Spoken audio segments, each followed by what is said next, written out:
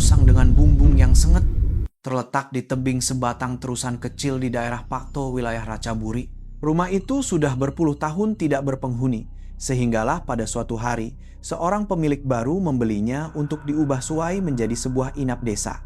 Dia mengupah seorang kontraktor untuk menguruskan semuanya. Segalanya nampak berjalan lancar, sehinggalah pada hari mereka merobohkan bilik di bagian belakang rumah. Selepas hari itu, mula kedengaran bunyi tapak kaki pada waktu malam, bau colok di dalam bilik yang tiada siapapun menyalakannya, dan mimpi berulang kali tentang seorang wanita yang tidak pernah berkata apa-apa, hanya duduk memandang dari tingkap yang sama, betul-betul di tempat di mana pernah ada sebuah altar kayu kecil sebelum dirobohkan.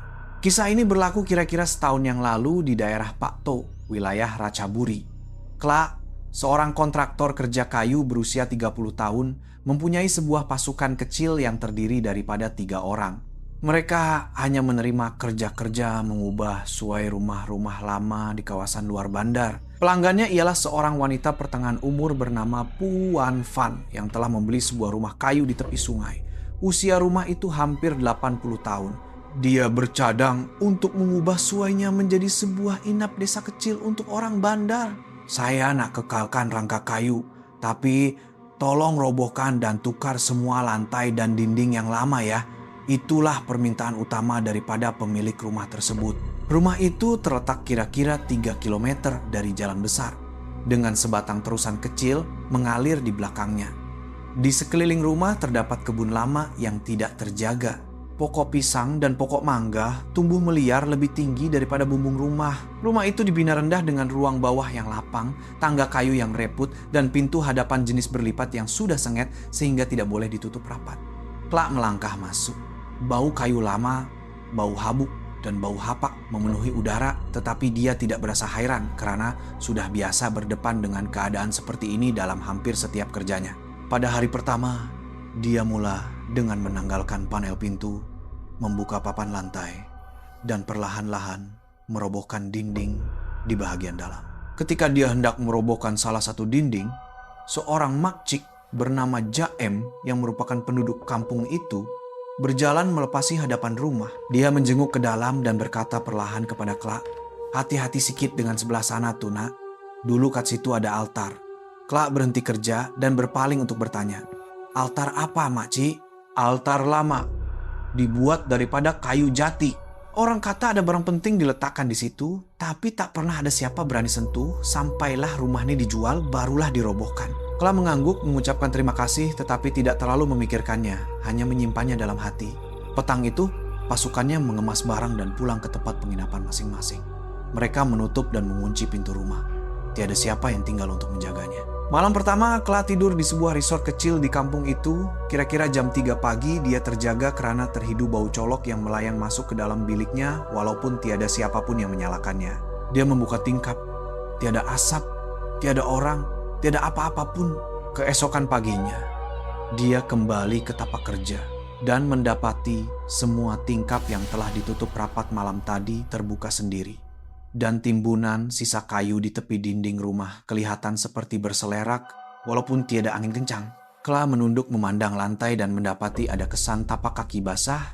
Tapak kaki tidak berkasut berjalan berlegar-legar di sekeliling rumah. Dia tidak memberitahu pasukannya karena tidak mau sesiapapun berasa takut.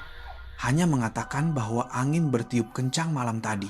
Semasa bekerja pada hari itu, Kelak perasan setiap kali dia berjalan ke arah bahagian yang dahulunya menempatkan altar, akan kedengaran bunyi papan berkeriut seolah-olah ada orang berjalan di seberang, tetapi apabila dia menoleh, tiada sesiapapun di situ. Petang itu, sebelum selesai bekerja, Kelak memandang ke satu sudut rumah. Di tempat yang makcik itu katakan pernah ada altar kayu. Di atas lantai, terdapat kalungan bunga yang sudah kering dan 3 batang colok yang kelihatan seperti baru saja dicucuk. Tiada seorang pun dalam pasukannya yang membawanya, dan tiada siapapun yang nampak benda itu di situ sejak pagi. Malam itu, Kelak tidak bermimpi, tetapi tidur-tidur ayam, seolah-olah ada seseorang berdiri memandangnya di ujung katil sepanjang masa. Dan pada jam 3 pagi, dia terjaga sekali lagi. Dia terdengar bunyi kayu merekah. Bunyi yang sama seperti yang didengarinya semasa merobohkan rumah, tetapi kali ini ia datang dari bawah bilik tidur tempat dia berbaring. Kla duduk kaku, badannya berpeluh. Tiba-tiba, dia terhidu bau colok sekali lagi. Walaupun tiada siapapun di dalam bilik itu, dia berkata perlahan dalam hati, "Kita datang merobohkan barang dia? Atau kita dah robohkan dia keluar sekali?" Keesokan paginya, Kla kembali ke tapak kerja bersama 2 orang ahli pasukannya, Ton dan Ae. Semua orang masih berbual seperti biasa, tetapi sebaik sahaja melangkah masuk ke dalam rumah, Ae terhenti dan berkata, "Siapa yang letak kalungan bunga kat sudut tuh malam tadi?" Kla berpura-pura tidak tahu. "Entahlah, nanti kita kemaskanlah." Ae memandangnya dengan curiga. "Abang tahu tak, saya mimpi jumpa seorang perempuan tua berdiri betul-betul kat situ. Dia tak cakap apa-apa, cuma tenung saya sepanjang malam." Kla terdiam. Bulu romanya meremang tanpa disedari karena malam tadi dia juga berasa seperti diperhatikan sepanjang malam. Selepas itu, mereka mulai merobohkan dinding di bagian belakang rumah, yang dahulunya merupakan sebuah bilik stor lama. Tiada tingkap, tiada lubang angin, ia sebuah bilik yang gelap dan penuh dengan habuk. Semasa sedang memecahkan dinding, tiba-tiba Ton menjerit, "Aduh!" Kla berpaling untuk melihat. Ton berdiri sambil memegang matanya, tangannya berlumuran darah. Serpihan kayu telah terpercik masuk ke dalam matanya. Kla membawanya untuk mencuci luka. Sementara itu, Ae terus merobohkan dinding, kemudian berhenti serta merta Abang Kla datang tengok nih. Di dalam rangka kayu di sebalik dinding terdapat sekeping gambar lama yang diselitkan di celah-celah kayu, seolah-olah ada seseorang sengaja menyembunyikannya. Ia adalah gambar seorang wanita tua sedang duduk di atas lantai kayu. Di sebelahnya ada sebuah altar kayu kecil dengan kalungan bunga diletakkan di atasnya. Dia memakai kain, sarung bercorak bunga, dan merenung ke arah kamera dengan pandangan yang seolah-olah masih merenung Kla pada ketika itu. Kla mengambil gambar itu. Di belakangnya terdapat tulisan tangan menggunakan pensel yang sudah pudar. "Jangan robohkan selagi belum bakar colok untuk beritahu." Dia terdiam, jantungnya berdegup kencang. Gambar di tangannya tidak bergerak, tetapi tangannya yang menggeletar. Semasa dia hendak menyimpan gambar itu ke dalam poket, dia terdengar bunyi kayu merekah di belakangnya dengan kuat. Pang! Dia menoleh. Tiada sesiapa, tetapi Ae memandang wajah Kla dan berkata, "Tadi abang dengar kan?" Kla mengangguk perlahan. Malam itu, dia memutuskan untuk berjaga di tapak kerja. Dia memasang lampu di hadapan rumah, membentangkan kelambu di atas lantai kayu, dan tidur dengan lampu suluh diletakkan di sisinya. Kira-kira jam 2 pagi, ketika segalanya sunyi, angin bertiup sepoi-sepoi bahasa, walaupun rumah itu tiada kipas dan tiada tingkap yang terbuka. Kla terhidu bau colok sekali lagi, lebih kuat daripada malam-malam sebelumnya. Bunyi kayu mulai berkeriut satu persatu, bermula dari bilik stor, bergerak ke arah bahagian altar, dan berhenti betul-betul di tengah-tengah bilik tempat dia tidur. Dia tidak berani membuka mata, tetapi terasa seperti ada sesuatu yang menunduk memandang wajahnya. Seluruh tubuhnya terasa sejuk, dan dia sukar bernafas sehingga terpaksa berkata dalam hati, "Saya datang bukan untuk kurang ajar. Kalau ada apa-apa yang saya robohkan tanpa memberitahu, saya minta maaf. Nanti saya akan pasang balik altar itu." Segalanya menjadi senyap, dan perlahan-lahan menjadi tenang. Bau colok hilang, bunyi senyap, angin berhenti. Keesokan paginya, Kla memutuskan untuk berhenti kerja selama sehari dan keluar mencari sebuah kuil lama berhampiran kampung untuk bertanya tentang rumah itu. Seorang Sami yang berusia kira-kira 70 tahun memandang wajah Kla sebelum berkata perlahan, "Altar di dinding rumah tuh, ya, pemilik lama rumah tuh tak bagi sesiapa robohkannya karena dia. Kata roh ibunya ada di situ." Kla terdiam, tidak mampu berkata apa-apa. Kemudian Sami itu menyambung dengan perlahan, "Kalau udah robohkan, jangan lupa pasang balik untuk dia.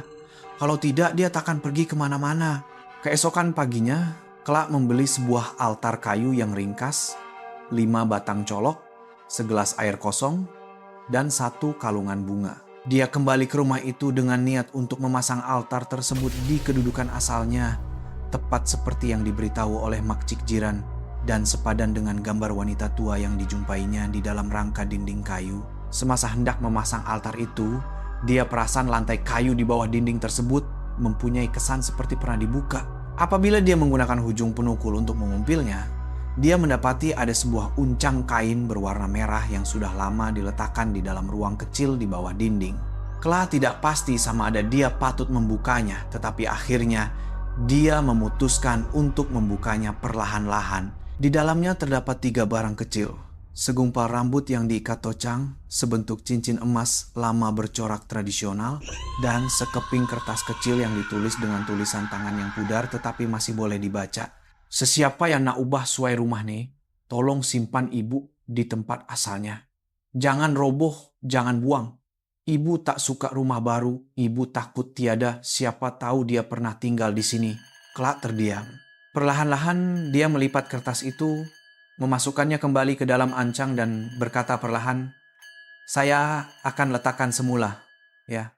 Saya tak akan robohkan lagi." Dia memasang altar baru, menyusun semua barang seperti sedia kala, dan meletakkan uncang kain itu di bahagian paling atas, di tengah-tengah altar, sama seperti dalam gambar yang dijumpainya. Sebelum menyalakan colok, dia menadah tangan dan berkata perlahan, "Nama saya Kla. Saya datang bukan untuk merobohkan rumah, cuma untuk membaikinya. Saya tidak akan sentuh barang-barang di sini lagi. Semoga pemilik asal dapat tinggal di sini tanpa diganggu oleh sesiapa." Dia menyalakan 5 batang colok dan meletakkannya di tepi altar. Bau wangi menyelubungi seluruh rumah. Cahaya matahari memancar masuk melalui tingkap. Dan walaupun ia sebuah rumah kayu yang lama, suasana pada waktu itu terasa sangat nyaman. Sepanjang hari itu, tiada lagi bunyi kayu berkeriut, tiada bunyi tapak kaki, tiada bau colok yang muncul sendiri, dan tiada siapapun yang bermimpi perkara aneh. Pasukannya kembali bekerja pada keesokan harinya. Segalanya berjalan lancar. Tiada peralatan yang rosak, tiada apa-apa yang tidak kena, sehinggalah tiba masanya untuk mengecat dinding yang bertentangan dengan altar. Ae, salah seorang ahli pasukannya, berjalan bertanya kepada Kla, "Abang, nak kita cat sebelah sana juga ke?" Kla terdiam seketika sebelum menjawab, "Tak payah, biarkan bahagian itu untuk dia. Bahagian belakang rumah diubah suai sepenuhnya. Tetapi satu bahagian dinding masih mengekalkan dinding kayu lama, altar kayu lama, dan kalungan bunga kering yang diletakkan di atas sebuah meja kecil bersama secawan air kosong yang Kla tukar setiap hari." Pada malam terakhir sebelum menyerahkan kerja, Kla berjaga di rumah itu sekali lagi. Cahaya bulan menyinari melalui tingkap. Suasananya sunyi dan sejuk tetapi tidak menyeramkan. Sebelum terlelap, dia berasa seolah-olah ada seseorang sedang duduk di lantai, di sudut bilik, tidak bercakap, tidak bergerak, tidak mengganggu, hanya duduk seolah-olah menjaga rumah ini sama seperti yang telah dilakukannya selama berpuluh-puluh tahun. Kla tertidur dengan perasaan yang tidak pernah dirasainya di mana-mana rumah sebelum ini. Bukan takut, tetapi seolah-olah ada sesuatu yang telah diamanahkan kepadanya. Hampir 3 bulan berlalu. Kla kembali bekerja seperti biasa, menerima kerja-kerja ubah suai di tempat lain. Tiada lagi kisah seram yang mengikutinya. Tiada mimpi, tiada bau colok, tiada bunyi kayu berkeriut. Dia berpikir dalam hati bahwa semua yang pernah berlaku di rumah itu benar-benar sudah berakhir. Sehinggalah pada suatu petang, dia menerima panggilan telepon daripada nomor yang tidak disimpan. Suara di ujung talian ialah Puan Van, pemilik rumah itu. Dia berkata ringkas dengan nada cemas, "Encik Kla, sibuk tak sekarang? Rumah ni ada benda pelik sikit lah." Kla mengerutkan dahi. "Ada apa ya?" Mula-mula semuanya oke, tapi semalam mereka hiasan dalaman datang untuk tambah perabot. Dia alihkan altar kayu itu ke tempat lain sebab katanya tak sesuai dengan tona warna rumah. Kla terdiam, jantungnya mula berdegup kencang. Dia terus bertanya, "Lepas tu, apa yang jadi?" Puan Van senyap seketika. Kemudian menjawab perlahan, "Malam tadi, bau colok penuh satu rumah. Padahal tak ada siapapun yang bakar. Pukul 3 pagi, dengar bunyi orang berjalan keliling rumah. Lepas tu anjing kat belakang kebun tu menyalak sepanjang malam." Kla menarik nafas perlahan-lahan, cuba bertenang, dan berkata dengan jelas, "Tolong dengar cakap saya ya. Altar yang Puan alihkan tu letak balik di tempat asal, letak balik semua barang asal. Segelas air, 1 kalungan bunga, jangan roboh, jangan alih, jangan sentuh apa-apapun." Puan Van terdiam, kemudian menjawab perlahan, Kalau kita letak balik, dia akan berhenti ke... Kla terdiam sebelum menjawab. Dia tak pernah kacau sesiapa, tapi dia tak suka dilupakan. Kalau Puan biarkan dia di tempat asalnya, dia akan jaga rumah tuh macam biasa. Keesokan harinya, Puan Van menghantar pesanan kepada Kla. Ia adalah gambar altar kayu yang telah diletakkan semula di tempat asalnya dengan secawan air, kalungan bunga, dan sekeping nota kecil yang bertulis, "Minta maaf sebab alihkan barang ibu tanpa beritahu ya. Ibu boleh tinggal di sini macam biasa kan?" Malam itu Puan Van menghantar pesanan sekali lagi. Malam tadi sunyi sangat. Tak ada bau, tak ada bunyi, tak ada apa-apa pun. Tapi dekat depan altar tuh, kelopak bunga melur daripada kalungan bunga yang layu tuh jatuh elok membentuk bulatan. Kla membaca pesanan itu dan tersenyum sedikit. Dia tidak terus membalas, tetapi berkata kepada dirinya sendiri, "Ibu memang masih ada di situ." Rumah kayu lama itu telah diubah suai sepenuhnya menjadi cantik dan modern, dibuka sebagai inap desa untuk tetamu. Tetapi di satu sudut dinding masih terdapat dinding kayu lama, altar kayu yang sama, segelas air, dan kalungan bunga yang ditukar setiap hari suci. Tiada siapa dapat menjelaskan mengapa rumah ini terasa sangat nyaman walaupun ia sebuah rumah lama yang dahulunya sunyi, sepi. Mungkin kehangatan itu tidak semestinya datang dari lampu baru, tetapi mungkin datang dari seseorang yang masih tinggal untuk menjaga rumah lamanya, walaupun tiada siapa yang dapat melihatnya. Pada suatu petang Jumat, sebuah SUV berhenti di hadapan rumah. Seorang tetamu lelaki berusia lingkungan 40 propak datang bersama istri dan anak perempuan mereka yang berusia 7 tahun. Mereka menempah penginapan selama 2 malam untuk berehat di kebun tepi sungai.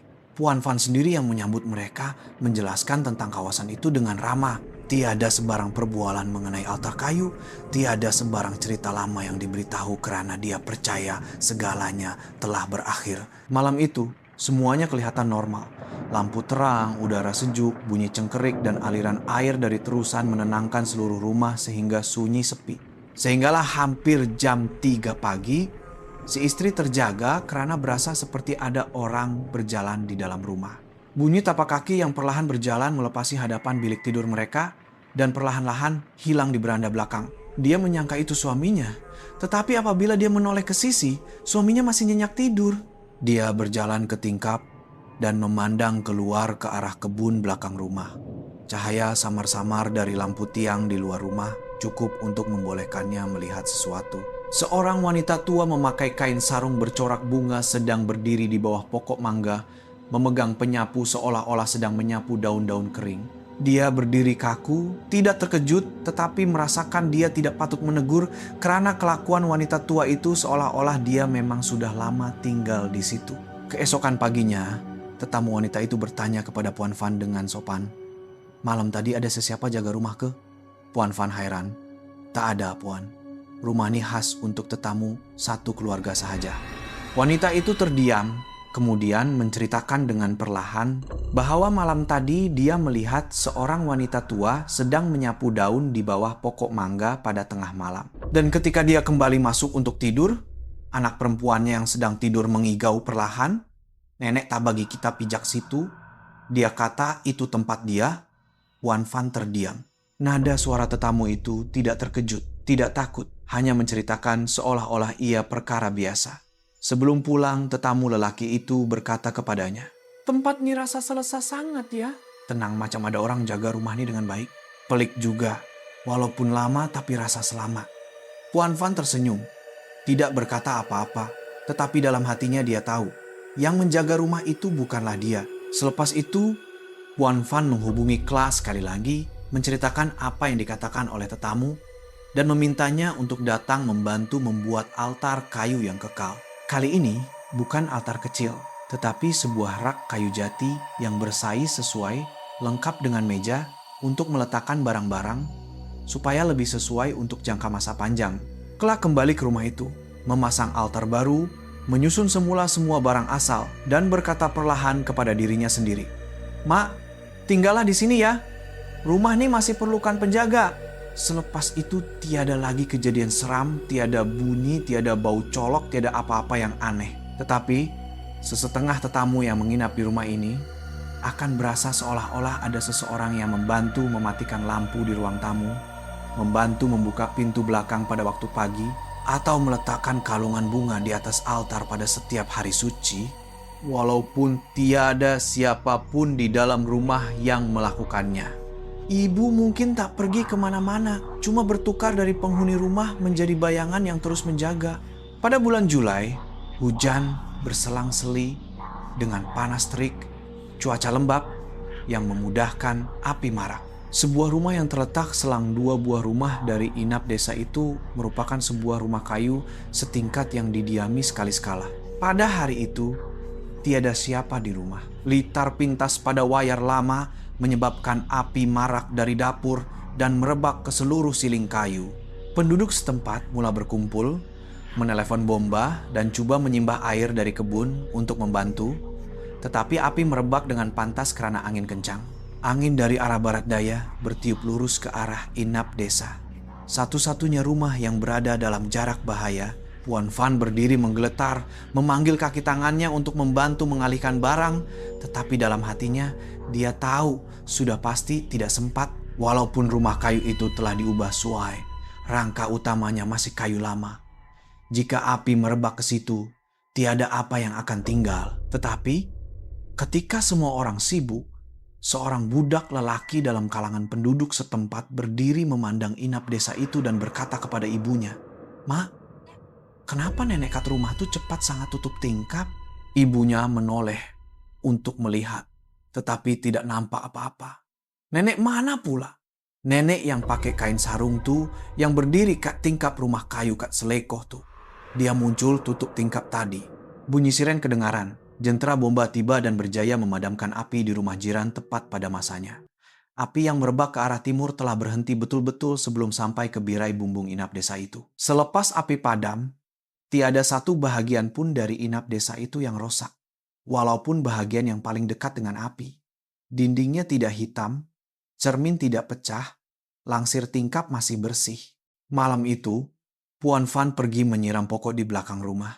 Sambil memandang ke arah tingkap bilik yang bersebelahan dengan altar, dia berasa seolah-olah melihat seseorang berdiri di sebalik langsir. Tidak jelas, tidak pasti, tetapi ia membuatnya tersenyum.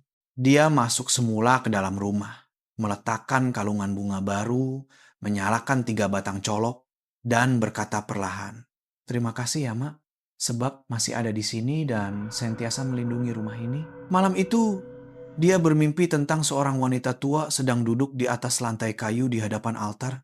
Tersenyum kepadanya sebelum berkata perlahan, "Rumah ini masih milik ibu, tapi terima kasih sebab benarkan, Ibu Tumpang." Selepas hari itu, Puan Van menukar nama bilik di sebelah itu dari bilik tepi kebun kepada bilik ibu. Dan sesiapa saja yang datang menginap akan diberikan secawan teh dan kalungan bunga kecil untuk diletakkan di hadapan altar. Bukan untuk menunjuk-nunjuk, tetapi supaya seseorang itu tahu bahwa sentiasa ada orang yang melihatnya di situ. Sebulan selepas kejadian kebakaran, inap desa itu semakin populer. Tempahan sentiasa penuh, terutamanya bilik ibu yang luar biasa sunyi, bersih, dan nyaman. Sehinggalah pada suatu hari, seorang lelaki pertengahan umur bernama Pak Cik Sufon datang menginap seorang diri. Dia memberitahu bahwa dia sedang menulis buku dan memerlukan tempat yang sunyi dan tenang. Dia menyewa selama 7 malam, tidak meminta apa-apa, hanya kopi panas dan sebuah meja kecil untuk menulis draftnya. Malam pertama, tiada apa-apa. Malam kedua juga begitu. Tetapi pada malam ketiga, jam 3.05 pagi, dia terdengar ketukan perlahan di pintu biliknya. Tok, tok, 2 kali.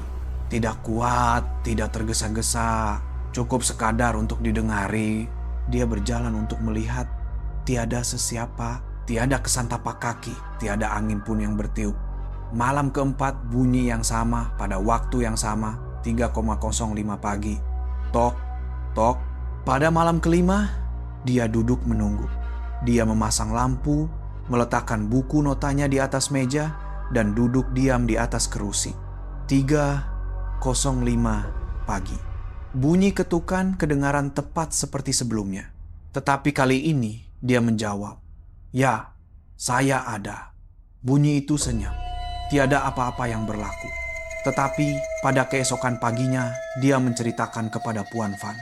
Malam tadi saya jawab ketukan tuh.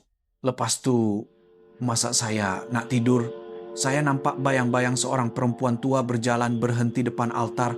Lepas tu dia tunduk kutip kalungan bunga yang jatuh. Puan Van tidak terkejut. Hanya tersenyum dan berkata perlahan. Mak tu agaknya datang tengok siapa yang duduk dalam bilik dia. Dia gembiralah ada orang jawab. Malam berikutnya, pada jam 3,5 pagi, bunyi ketukan itu hilang. Tiada bunyi, tiada bayang-bayang, tiada apa-apa. Pada waktu pagi, Pak Cik Sufon duduk menghirup kopi sambil tersenyum senyap, lalu berkata, saya mimpi ada orang panggil saya anak dan beritahu tak apa. Mak singgah sekejap saja. Dia terus menulis sepanjang hari sebelum menulis tajuk bab terakhir draftnya. Ketukan dari dia yang masih sayangkan rumahnya. Dia mendaftar keluar pada hari ke-7. Tiada bagasi, tiada cendera hati, tiada soalan. Tetapi sebelum melangkah keluar dari pintu, dia berpaling ke arah altar kayu, mengangkat tangan dan berkata perlahan, Mak, saya balik dulu ya. Malam itu, Puan Van bangun untuk melihat altar pada waktu pagi. Dia nampak kalungan bunga yang diletakkan semalam sudah kering sepenuhnya. Tetapi di sekelilingnya, kelopak bunga tersusun dalam bentuk lengkungan, seolah-olah seseorang menunduk hormat sebelum pergi. Hari ini, rumah itu telah menjadi sebuah inap desa yang beroperasi sepenuhnya. Nama yang sering disebut oleh tetamu bukanlah rumah kayu lama atau inap desa tepi terusan, tetapi rumah ibu. Setiap orang yang menginap akan diberikan satu peraturan kecil, ditulis di atas kertas dengan tulisan tangan yang cantik dan ditampal di ruang tamu. Jika terdengar bunyi ketukan pada waktu malam, jangan terkejut. Cuma angkat tangan, beri hormat, dan katakan, Mak, saya ada di sini. Tiada siapa yang memaksa, tiada siapa yang perlu melakukannya, tetapi ramai yang melakukannya akan mengatakan perkara yang sama. Malam itu adalah tidur mereka yang paling nyenyak dalam beberapa tahun. Puan Van tidak pernah memanggil apa yang berlaku sebagai hantu. Dia memberitahu semua orang bahwa ibu adalah penghuni rumah ini sebelum kita. Dan dia masih di sini karena kita masih membenarkannya tinggal. Pada sesetengah malam, pelanggan yang membawa anjing atau kucing akan melihat haiwan peliharaan mereka duduk merenung ke arah altar sebelum meringkuk tidur di hadapannya. Seolah-olah ada seseorang yang mengusap kepalanya. Pada sesetengah pagi, kalungan bunga yang diletakkan elok akan gugur kelopaknya membentuk lengkungan. Seolah-olah ada seseorang yang duduk memberi hormat sebelum matahari terbit. Klak, kontraktor yang sama masih singgah sebulan sekali. Bukan untuk memeriksa kerja, tetapi hanya untuk melawat rumah lama itu. Dia pernah berkata kepada Puan Van, Mak bukan sayangkan barang, cuma tak suka dilupakan. Dan ayat itu kini diukir pada sekeping papan kayu kecil di hadapan altar. Jangan lupakan ibu, dan ibu akan sentiasa bersama kita. Tiada jeritan, tiada image menakutkan, tiada darah, tiada laungan.